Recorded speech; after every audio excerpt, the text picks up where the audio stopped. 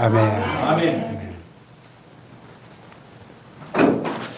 어떤 분이 대나무와 갈대의 차이점을 이렇게 간단히 설명합니다. 대나무는 너무 강해서 부러지는 경우가 많지만 갈대는 약하고 부드러워서 부러지지 않는다 그랬습니다. 그렇죠. 대나무는 강한 바람에 너무 강하게 버티다가 부러져 버리는 경우가 많지만 갈대는 강풍 앞에 휘청거리다가 곧 부러질 것 같은데 오히려 유연하게 잘 버틴다는 것이죠. 이것이 갈대의 매력입니다. 갈대는 약함 덕분에 부러지지 않습니다. 그 대표적인 인물이 칭기스칸이에요. 칭기스칸 잘 아시죠? 칭기스칸은 짧은 기간 동안 세계 역사상 가장 광대한 영토를 지배했던 영웅 호걸입니다. 유럽 동부에서부터 중국과 중앙아시아와 그리고 지금의 이란에 이르기까지 엄청난 땅을 정복했습니다. 로마 제국이 400년 동안 정복했던 땅과 사람보다 더 많이 차지했습니다. 그런데 칭기즈칸은 지도자로서 결점과 약점이 많은 사람이었습니다. 영화나 드라마로도 많이 제작된 그 어린 시절을 보면 참으로 파란만장하고 드라마틱했습니다. 그 몽골 초원의 혹독한 환경 속에서 끊임없는 위협과 어려움에 직면해야만 했습니다. 그가 속해 있던 키아트 부족은 다른 부족들과 끊임없이 충돌하면서 살았는데 그 갈등이 이 칭기스칸의 가족을 끊임없이 위협했고 어린 시절부터 생존을 위한 투쟁을 경험하게 만들었습니다. 어느 날 그의 아버지 예수게이가 적대 부족에게 살해를 당하고 이 칭기스칸의 가족이 하루아침에 부족으로부터 추방당하는 비극을 겪게 됩니다. 그때 사실은 그 칭기스칸 가족들이 남자들은 다 죽임을 당했는데 칭기스칸은 아직 어려서 이 수레바퀴의 키를 재가지고 수레바퀴보다 큰 남자는 다 죽이고 수레바퀴보다 키가 작았기 때문에 살아남았어. 칭기스칸이 참 재밌습니다. 어린 나이에 아버지를 잃고 집을 떠나야 했던 이 칭기스칸은 처절한 고독과 절망감을 느꼈을 것입니다. 추방된 그의 가족은 극심한 가난과 배고픔에 시달렸습니다. 몽골 초원의 혹독한 환경에서 먹을 것을 구하고 생존하기 위해 끊임없이 몸부림을 쳐야만 했습니다. 그런데 이러한 경험이 오히려 칭기스칸으로 하여금 강인한 생존 본능과 리더십을 길러주는 계기가 된 것이죠. 먼 훗날 칭기스칸이 자신의 어린 시절에 겪었던 그 가혹한 시련을 떠올리면서 다음과 같은 유명한 말을 남겼습니다. 가난하다고 탓하지 마라. 나는 들쥐를 잡아먹으며 연명했다. 작은 나라에서 태어났다고 말하지 마라. 나의 병사들은 적들의 100분의 1, 200분의 1에 불과했지만 세계를 정복했다. 배운 게 없다고 탓하지 마라. 나는 내 이름도 제대로 쓸 줄 몰랐지만 남의 말에 귀 기울이면서 현명해지는 법을 배웠고 또 지혜를 구했다. 너무 막막해 포기해야겠다고 말하지 마라. 나는 목에 칼을 쓰고도 탈출했고 뺨에 화살을 맞고도 살아났다. 유명한 말이네요. 좀 들어보셨죠? 처음 듣습니까? 만약에 칭기스칸이 자신의 혹독한 시련 앞에서 좌절했더라면 그는 일개 부족장의 아들 테무친으로 끝나버렸을 것입니다. 하지만 그는 어떠한 시련과 역경 앞에서도 좌절하지 않았습니다. 그 어떤 상황에서도 자신과 부족과 나라의 미래를 긍정하고 낙관했습니다. 바로 이 긍정과 낙관의 힘이 그를 일개 부족장 테무친에서 몽골 제국의 위대한 황제 칭기스칸으로 위치 이동시킨 근원적인 힘이 되었습니다. 지도자로서의 결점과 약점에 위축되지 않고 오히려 약함을 강함으로 전환시켜 인간 승리자가 될 수 있었다는 것입니다. 할렐루야. 이렇게 약함을 강함으로 전환시켜 승리한 또 다른 인물을 소개합니다. 일본 재계 신화적 인물인 마쓰시타 고노스케 회장인데요. 이 마쓰시타 고노스케 회장은 일본의 대표적인 기업인이자 파나소닉을 설립한 인물입니다. 그는 뛰어난 경영 능력과 독창적인 아이디어로 일본 전기산업 발전에 지대한 공헌을 했고 경영의 신으로 불리며 존경을 받고 있습니다. 우리나라 이병철 회장이나 정주영 회장 같은 그런 분이죠. 그런데 이분이 가난한 농가에서 태어나서 어린 시절부터 고된 노동에 시달렸습니다. 초등학교를 중퇴하고 자전거 가게에서 일하면서 힘든 생활을 이어갔지만 끊임없는 학습과 자기 개발을 통해 자신의 꿈을 향해 나아갔습니다. 그는 가난했지만 한 번도 가난 때문에 라고 탓하지 않았습니다. 오히려 가난 덕분에 평생 근검 절약할 줄 알아 부자가 되었다고 힘주어 말하고 있습니다. 또 그는 초등학교도 제대로 졸업 못하고 중퇴했지만 배우지 못했기 때문에 라고 탓하지 않았다는 것입니다.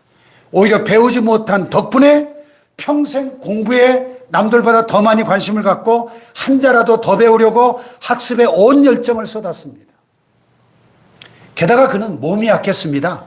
하지만 몸이 약하기 때문에 라고 핑계대지 않았고 오히려 몸이 약했던 덕분에 더 조심하고 삼가면서 건강을 챙겨서 95세가 넘도록 장수할 수 있었습니다. 할렐루야. 예. 결국 이 마스다 고노스케가 삶을 대하는 자세의 특징은 때문에라며 탓하는 것이 아니라 덕분에라고 말할 줄 아는 철저한 긍정의 철학입니다. 다 같이 때문에가 아니라 덕분에. 예. 덕분에라고 말하면서 하십시오. 할렐루야. 예, 그렇습니다. 부정의 철학은 때문에예요. 그러나 긍정의 철학은 덕분에입니다. 덕분에. 우린 자신의 약함을 불행이나 패배 구실로 삼을 것이 아니라 역설적인 행복을 위해서 긍정적으로 창조적으로 활용할 수 있기를 축복합니다. 아멘. 할렐루야. 아멘. 금세기 최고의 의사요 상담자인 폴 트루니에가 고통의 창조성을 이렇게 강조하고 있습니다. 고통이나 약함 자체는 우리에게 저주도 축복도 아닌 중립적인 것이다.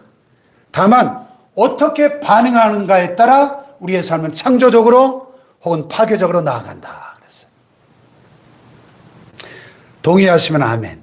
그래서 폴 트루니에는 역사적으로 위대한 승리자들 모두가 고통을 창조적 에너지로 승화시킨 주인공들이었다고 역설하고 있습니다. 사랑하는 성도 여러분, 오늘 여러분의 약함은 무엇입니까? 신체적인 연약함? 아니면 학력의 부족함? 또는 집안의 내력이나 가문의 초라함? 아니면 기질적인 약점이나 어떤 타고난 선천적인 연약함입니까? 이런 것들을 불행의 요인으로 탓하지 마십시오. 특히 하나님을 원망하지 마십시오. 하나님은 악재를 호재로 바꾸어 주시는 분이십니다. 아멘. 당신의 약함 덕분에 하나님의 더 큰 은혜가 역사하는 줄 믿으시기 바랍니다. 아멘. 할렐루야. 아멘. 서양에서는 외과 의사들이 아이들을 수술하기 전에 이렇게 달래준다고 합니다. 얘야, 내가 너를 아프게 할지는 몰라도 너에게 손해를 입히지는 않을 거야. 이렇게 말하면서 외과 수술을 한대요. 그렇습니다. 당신의 약함이 약간 고통스러울 수는 있을지라도 하나님께서 당신에게 손해를 입히지는 않는다는 사실을 믿으시기 바랍니다. 아멘. 그래서 사도 바울은 약함의 미학을 역설적으로 노래하는 것입니다. 약함의 미학. 오늘 우리가 읽은 성경은 이 약함의 찬가예요. 약함의 찬가. 약함은 불행이 아니고 하나님의 신비한 은혜가 될 수 있다고 노래하고 있는 것입니다. 아멘. 할렐루야. 아멘. 그렇다면 그 약함이 오늘 우리에게 어떤 은혜가 될 수 있을까를 세 가지로 나누어서 생각해 보려고 합니다. 첫째는 겸손의 은혜예요. 겸손의 은혜. 바울은 외형적으로 자랑거리가 정말 많은 사람이었습니다. 출신 성분이나 배경이나 학력이나 신분이 화려했어요. 거기다 다양한 은사나 영적 체험에서도 신비한 자랑거리가 많았습니다. 그래서 빌립보서 3장에 보면 그러나 나도 육체를 신뢰할 만하며 만일 누구든지 다른 이가 육체를 신뢰할 것이 있는 줄로 생각하면 나는 더욱 그러하리니 나는 8일 만에 할례를 받고 이스라엘 족속이요, 베냐민 지파요, 히브리인 중에 히브리인이요, 율법으로는 바리새인이요, 열심으로는 교회를 박해하고 율법에 의뢰는 흠이 없는 자다. 아멘. 그 교육 면에서 당대 최고의 랍비 가말리엘 문화에서 공부했죠. 신분 면에서도 태어나면서부터 그 대단한 로마 시민권을 획득할 정도로 완벽했습니다. 혈통 면에서도 나는 이스라엘 족속이요, 베냐민 지파요, 히브리인 중에 히브리인, 골수 유대인이요, 골수 유대인. 사회적 지위 면에서도 그 자부심 강했던 바리새인 출신입니다. 바리새인. 영적 체험 면에서 다메섹 도상에서 부활하신 주님을 직접 만나서 변화되고 사도로 부르심 받을 정도로 깊은 체험을 갖고 있었습니다. 한마디로 지성과 영성이 뛰어난 인물이죠. 지적 거인이면서 영적 거성이었습니다. 네. 어느 누구 앞에서도 전혀 꿀리지 않고 살아갈 수 있는 아주 당당한, 의기양양하게 리더십을 발휘할 수 있는 그런 인물이었습니다. 자칫 교만이 하늘을 찌를 수 있는 모든 요소를 다 갖추고 있었던 인물입니다. 하나님은 그런 그를 겸손케 하시려고, 낮추시려고 육체의 가시라는 고통을 주신 겁니다. 그래서 본문 7절에 보면 바울 자신도 이 사실을 잘 알고 있었습니다. 자, 7절 같이 읽어볼까요? 시작.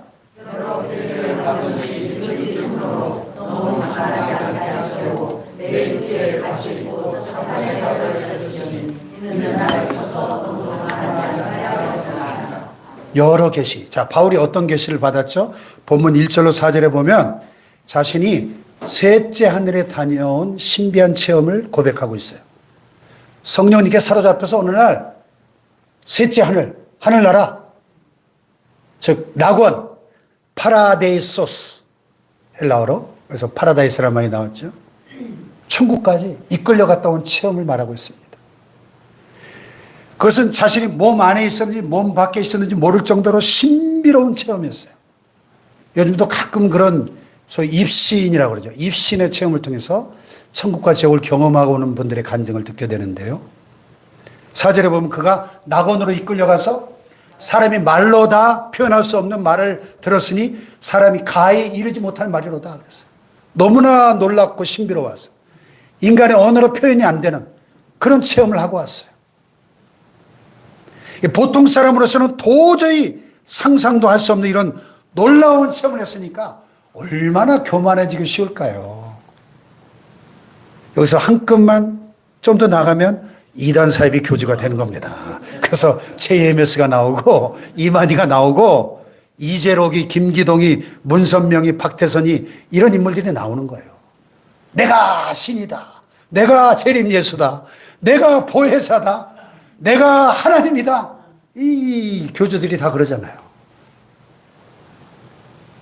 그래서 바울이 너무 교만해지지 않도록 하기 위해 하나님 그에게 뭘 주셨어요? 육체의 가시. 여기 이 가시라는 말이 헬라어로 스콜로프스라는 말인데 말뚝, 뾰족한 창, 쇠꼬챙이 이런 뜻입니다. 그 고통이 얼마나 엄청났을지 한번 상상해 보세요. 손톱 밑에 조그만 가시 하나만 박혀도 하루 종일 아픈데 쇠꼬챙이가, 아니 말뚝이 박혀 있다니 생각만 해도 끔찍하잖아요. 물론 비유적인 표현입니다. 이 가시가 구체적으로 뭔가 명시되지 않아서 특정할 수는 없기 때문에 성경학자들마다 주석을 보면 여러 가지 해석을 내놓습니다. 그 중에 하나는 지독한 안질로 인한 고통이었을 것이다. 왜? 바울이 다메섹 도상에서 주님을 만날 때 어떻게 만났습니까? 강렬한 태양빛보다 더 밝은 빛 가운데 꼬꾸라지잖아요. 눈이 멀어버리지 않습니까?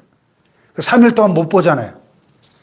주님의 은혜로 아나니아가 안수할 때 눈에 비늘이 벗겨지면서 다시 보게 되긴 했지만은 그때 그 사건의 후유증으로 평생 이 고질병을, 안질이라는 고질병을 너무 아프고 그냥 앞이 잘 안 보일 정도로 고통스러운 고질병이 있었을 것이다. 오죽하면 그가 서신을 보낼 때마다 직접 쓰지를 못하고 구술을 해가지고 비서가 대필로 기록할 정도였습니다.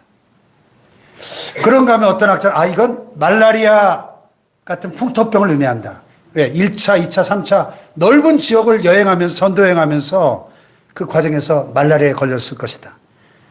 이 말라리아에 걸렸을 때 느끼는 통증을 표현한 주석을 보니까 전기 드릴로 머리를 뚫는 것 같은 고통이래요.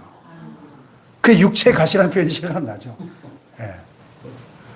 심지어 어떤 분은 바울이 간질병을 앓았다 이렇게 주장하기도 해요. 간질병. 여러분 간질병 환자 발작하는 거 보신 적 있나요?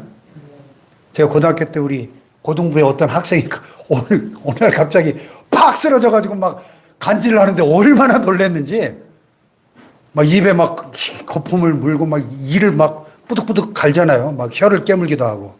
그래서 간질 발작하는 사람들은 입에다가 막 수건 집어넣고 그러잖아요. 혀 못 깨물도록. 너무 소름 끼쳐요.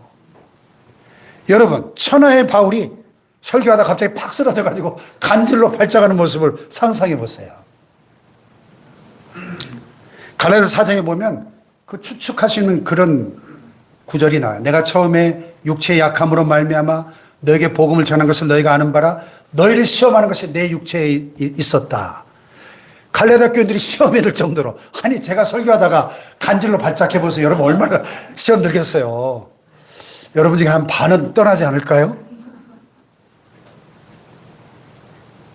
어쨌든 그게 구체적으로 어떤 질병이었든지 간에 아니 남의 병은 수없이 고쳐지고 바울의 그 앞치마나 손수건만 얹어도 귀신이 떠나가고 병자들이 벌떡벌떡 일어나는 대단한 치유의 은사가 있었는데 심지어 죽은 사람도 살려냈는데 아니 정작 자기는 이 대장간 식칼이 노는 격이었습니다.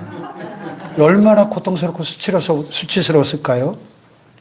얼마나 치명적이었던지 여기 보면 사탄의 사자 이렇게 명명하는데 영어성에 보니까 A messenger of Satan to torment me. 직역하면 나를 괴롭게 하려고 고문하기 위한 사탄의 메신저 이렇게 번역을 했어요.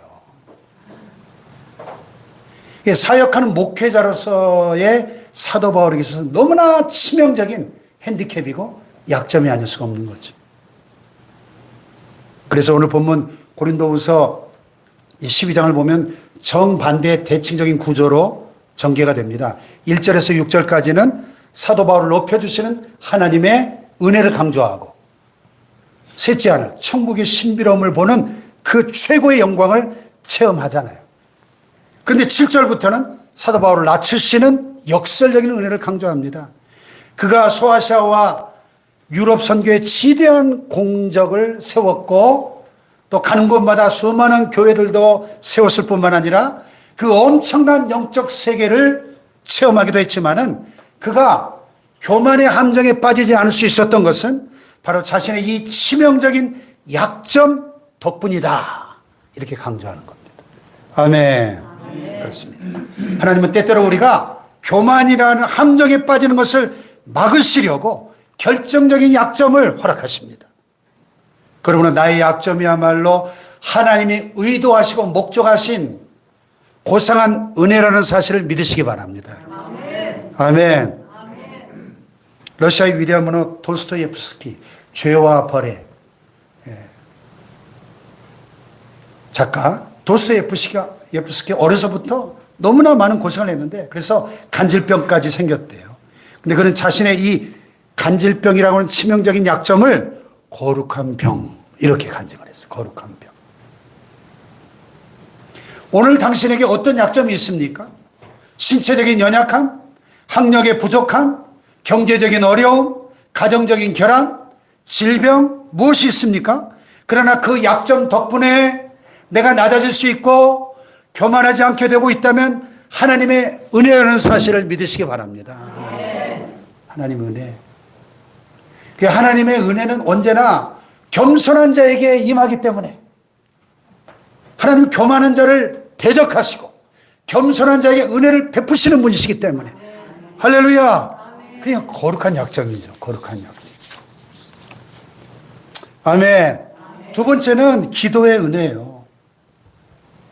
자신의 약함 때문에 기도하게 된다면 그것은 은혜입니다. 약함 덕분에 하나님만을 더 의지하게 되었으니 그것은 축복입니다.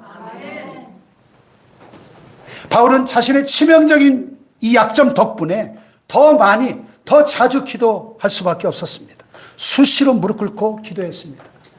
본문 8절에 보면 그는 특별 작정 기도도 3번씩이나 했다 이렇게 고백합니다. 사랑하는 여러분, 여러분을 억지로라도 기도시키는 약함과 문제점이 무엇입니까? 당신만의 핸디캡, 약함, 질병, 장애가 무엇입니까? 이런 불가항력적 약점들이 당신을 조용히 무릎 꿇고 기도하게 만들었다면 그것은 더 이상 문제가 아니라 하나님의 은혜의 방편인 것입니다. 당신이 직면한 어려움과 시험, 문제가 무엇이든지 간에 그것이 당신으로 하여금 무릎 꿇고 기도하게 한다면 그것은 은혜의 방편인 것입니다. 할렐루야. 한나라는 여인이 나오죠. 아들을 낳지 못했어요. 고대사회 여인이, 결혼한 여인이 아들이 없다? 치명적인 약점이죠. 너무나 원통하고 서럽고 그 억울함을 어디다 풀 수 없어서 성전에 나가 눈물 콧물을 흘리며 하나님 앞에 엘리 제사장이 볼 때 술 취한, 대낮에 술 취한 여인처럼 보일 정도로 간절하게 하나님 앞에 기도할 때 사무엘이라고 하는 위대한 하나님의 사람을 낳는 통로가 된 줄로 믿습니다. 캐나다의 로키 산맥 해발 3,000m 높이에 가면 수목 한계선 지대가 있다 그래요. 수목 한계선 지대가 뭐예요? 나무들이 더 이상 자랄 수 없는 해발 3,000m니까 극한의 환경이니까요. 근데 이 지대의 나무들이 혹한의 눈보라와 매서운 찬바람으로 곧게 자라지 못하고 무릎을 꿇고 있는 모습으로 자란다. 근데 놀라운 사실은 이 세상에서 가장 공명이 잘 되는 명품 바이올린이 바로 이 무릎 꿇고 있는 나무로 만들어진대요. 인생의 시련과 고통, 약함은 무릎 꿇은 영성을 만들어준다는 것입니다. 아멘. 할렐루야. 아멘. 아름다운 영성으로 인생의 절묘한 선율을 만들어내는 사람은 아무 고난 없이 편안하고 안락하게 살아온 사람이 아니라 혹독한 인생의 눈보라와 찬바람을 맞으며 무릎 꿇고 엎드려 기도한 사람에게 이 절묘한 선율이 만들어진다는 것입니다. 아멘. 할렐루야. 아멘. 이와 같이 당신의 약함 덕분에 기도하게 된다면 그건 정말 은혜인 것을 믿으시기 바랍니다. 아멘. 마지막 3번째로 능력의 은혜예요. 성경과 2000년 교회 역사가 보여주는 하나님의 역설적 공식은 하나님은 약한 자를 들어 크고 강하게 쓰신다는 것입니다. 아멘. 할렐루야. 하나님은 비범하고 탁월한 영웅 호고를 사용하는 대신에 평범하고 초라한 약자들을 크고 위대하게 들어 쓰십니다. 아멘. 아멘. 하나님이 약한 사람들을 사용하기를 좋아하십니다.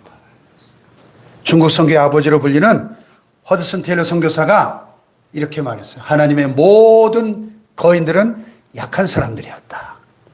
아멘. 중국 지하교회 지도자 윈 형제가 쓴 책 하늘에 속한 사람, 머릿말에 폴 해터웨이라는 분이 이런 말을 했어요. 세상을 변화시키는 것은 위대한 사람들이 아니라 위대하신 하나님의 손에 붙들린 약한 사람들이다. 이렇게 말했어요. 바로 이 점이 사도 바울이 누누이 강조하는 약함의 미학인 것이죠. 그래서 고린도전서 1장에서도 바울은 세상에서 어리석고 연약한 자들을 통하여 큰 역사를 이루시는 하나님을 이렇게 찬양하고 있죠. 같이 한번 읽어볼까요? 시작. 하나님의 어리석음이